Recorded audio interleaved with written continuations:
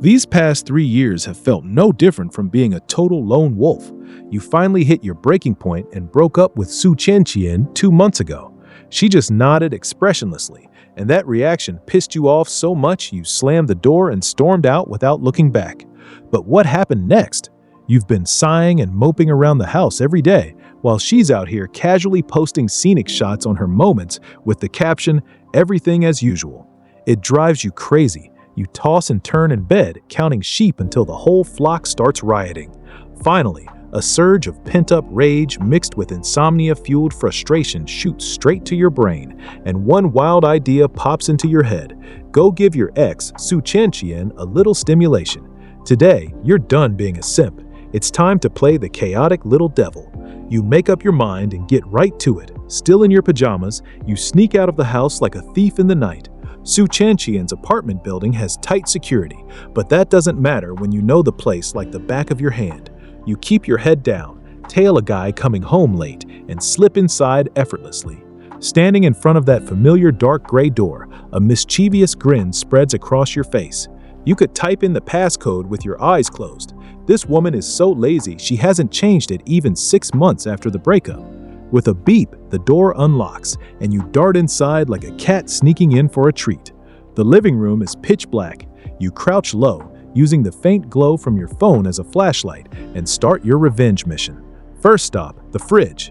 Damn, when you open it, the vegetables and fruits are arranged neater than tofu cubes. You curl your lip in disdain, sweep all the organic veggies and imported fruits into the big bag you brought, muttering, "Extra meal tomorrow." Then you pull out your secret weapon, 2 big bunches of fresh cilantro in a pile of big green onions. You arrange them right in the same spots her stuff had been, just imagining the crack that might appear on that ice queen face when she opens the fridge tomorrow almost makes you snort with laughter. Second stop, the protein powder, every fitness freak's Achilles heel. That silver gray canister on the kitchen counter is impossible to miss. You sneakily twist off the lid, scoop out a few big spoonfuls and hide them, then pour in the high-calorie milk tea powder you brought and mix it thoroughly. It looks seamless. You're laughing inside. Go ahead and train. Let's see how you do it. That six-pack is turning into a floaty real soon. Thinking about how coldly she rejected you reignites that fire in your chest. Third stop, the ultimate payback. The white silk shirts in the walk-in closet, all ironed without a single wrinkle. You grab one that feels amazing, treat it like a rag and rumple it hard until it's wrinkled like a dried pickle. Then you hang it back in the most obvious spot. Perfect visual impact. You nod in satisfaction. Mission accomplished. You dust off your hands, look around with a surge of pride, and get ready to slip out until your foot stops. Wait, there's one more place, the bedroom. She sleeps like a log, right? Should be fine. Boldness gets you fed, cowardice leaves you starving. You hunch over, tiptoe like a real burglar, and creep toward the bedroom. The bedroom door is cracked open. Inside, it's quiet except for steady breathing. Looks like she's out cold. Your courage swells. You gently push the door open, your eyes immediately locking onto the phone charging on the nightstand. Holding back a grin, hey, no prank is complete without messing with the phone. You crawl in on all fours, quietly unplug it, pick it up and unlock it with her fingerprint like a pro. See? Benefits of her lazy ass never changing the passcode. You lie on the carpet, eagerly getting to work, downloading a bunch of beefy guy fighting games, swapping her social profile pic to a cute dumb sheephead, and changing all her contacts. Director is now white-haired witch, Chief Zhang is ultimate goblin, and the male head nurse becomes deadly executioner with a weapon. Scrolling down, you spot your own chat. Wait, didn't I delete that? Whatever, you'll delete it again later. With a sneaky laugh, you change your own contact name to My Ancestor. You're having the time of your life when suddenly a little furball rubs against your calf, followed by a soft, adorable meow. You freeze, hair standing on end, neck creaking like it's rusted as you slowly turn around. In the darkness, a pair of round, glassy eyes stare innocently at you. It's Milk Candy, the calico cat you two used to raise together, an orange, white, brown, and black little tricolor. Shh! Milk Candy, quiet. You're scared out of your mind, frantically trying to cover the cat's mouth. But Milk Candy thinks it's a new game and rubs even harder, the meows getting more rhythmic. Oh man, my little ancestor. You're nearly in tears, pouncing like a hungry tiger to clamp your hand over that trouble-making little mouth. Stop meowing or your mom's gonna wake up.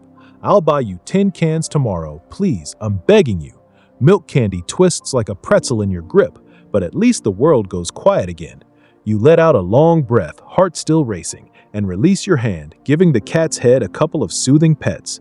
But before you can relax, a strong wave of dread hits you like ice water from head to toe. Why is there breathing at the doorway? You snap your head up, eyes locking onto the bedroom entrance. There, standing silently like a ghost, is a tall, slender figure. She's leaning against the doorframe with her arms crossed. Who knows how long she's been watching the show? Your phone unlocking, giggling at the fridge, rumpling the silk shirt, and lying on the floor having an encrypted interspecies conversation with the cat. Pretty sure she saw it all. The air is deathly quiet. Right now, you just want to hop on the next train and flee the planet overnight. You stay frozen in that weird cat-petting crouch, head tilted up, your brain CPU completely fried from overload. Su Chanqian doesn't move or say a word. You shudder, instinctively trying to spring up, but you forget you're still on the floor. There's a dull thud as your forehead smacks hard into the edge of the nightstand. You cry out in pain. Su Chanqian seems to sigh softly, then finally steps in, completely ignoring you huddled on the ground. She casually turns on the bedside lamp. The harsh light chases away the darkness and fully exposes your crime scene. You're still clutching her phone, the screen proudly displaying "My Ancestor." Nearby lies the poor, rumpled white shirt, wrinkled like an old pickle, and farther away, the fridge door in the living room hangs wide open, revealing a defiant flash of bright green cilantro. You look up with teary eyes, straight into Su Chanqian's calm, unruffled gaze. Her expression is blank, but her eyes clearly say, "Go on, keep making it up." Your brain short-circuits. The words tumble out before you can think. "Doctor," you stammer. "What if I said I was sleepwalking? Would you believe me?" Su Chanqian finally speaks, her voice slightly husky from sleep but cold enough to drop ice shards. "Sleepwalking and swapping all my organic vegetables for cilantro and green onions? Interesting." You widen your eyes, forcing an innocent look even more pure than cilantro. Maybe your organic vegetables had a collective identity crisis. Sleepwalking and spiking my protein powder, was that to give me extra nutrition? You're getting more nervous, but you push through the bullshit. "I just saw you were too skinny and felt bad for you." Even you almost believe it by the end. Sleepwalking and turning my silk shirts into rags? Nonsense. This is vintage distressed style. It's the latest trend, you say, trying to stay composed. "I came specifically to help you catch up with fashion." Sleepwalking and lying on my bedroom floor, Su Chanqian pauses, not only changing my contacts but giving yourself such a shameless name. Milk Candy lets out a timely meow, like background music for your lame excuses. That's it, you're done. You decide to go all in, jumping up suddenly, but your legs are numb from crouching too long, plus the head bump, so you wobble and nearly fall straight into Su Chanqian's arms. She instinctively steps back half a step in disgust. Her obvious revulsion makes you forget your fear. You stick your neck out and yell, "Yeah, I did it on purpose. What are you gonna do about it? Who told you to act like nothing happened? Let me tell you, Su Chanqian, since I'm miserable, you don't get to be comfortable either. Your happy single life after the breakup? It ends today." Su Chanqian watches your wild, flailing act, stays silent for a few seconds, then asks calmly, "Who told you everything was as usual?" You're stunned, your moments post. "That's pretty obvious, isn't it? That was a hospital work promotion requirement." Su Chanqian cuts you off. "And who said I was happy?" You're completely lost now. Then before you can finish, Su Chanqian slips back into her distant, untouchable demeanor and holds out her hand. "Give me the phone." You pout, handing it over reluctantly. Su Chanqian takes it, glances at the screen, and her mouth seems to twitch slightly at the "My Ancestor" name. She swipes around a bit. Whether she changed it or deleted it, you don't know. Then she looks up, eyes sharp as she locks onto you. "Good. Let's settle the full bill. Breaking and entering, damaging property, plus poisoning. Each charge makes your neck shrink a little more." "Wait, poisoning is way too dramatic. It was just high-calorie milk tea powder," you protest quickly. "Adding unknown substances without permission counts as poisoning," Su Chanqian says expressionlessly, handing down the verdict. She looks you up and down. your Pikachu pajamas, messy bird's nest hair, and the red mark on your forehead. So, should I call the police or just throw you out? The word police makes your heart drop, but throw you out stings your pride too much. You stick your neck out again, stubborn as hell. Throw me out if you dare. I'll lie right here. You're not getting me up without $100,000. You actually get into a ready-to-extort pose. Su Chanqian is clearly pissed by your shameless act, veins throbbing at her temple.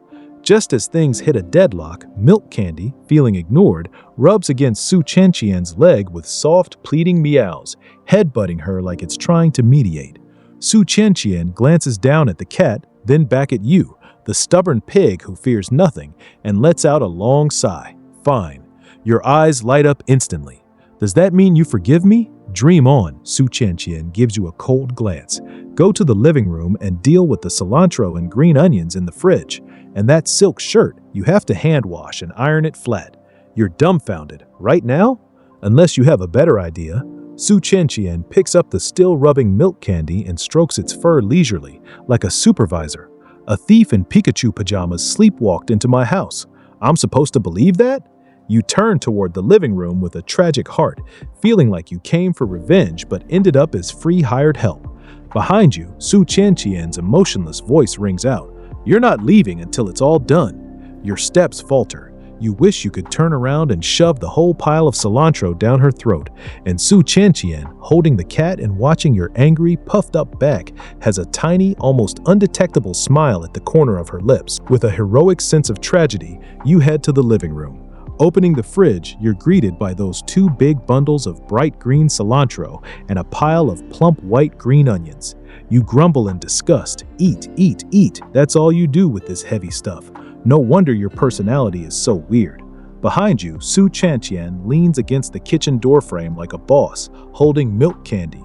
Hurry up, the supervisor orders, voice completely flat. Or maybe you'd rather chat about sleepwalking art with the neighborhood security. You can only resign yourself to fate, yanking all the cilantro and onions out of the fridge and stuffing them back into the huge eco bag. As you do, you mutter to yourself, if only I hadn't taken out those organic vegetables earlier, at least I could have gotten some pay. This is a total loss. And that's how our boy went from heartbroken simp to full-on chaos agent in one wild night.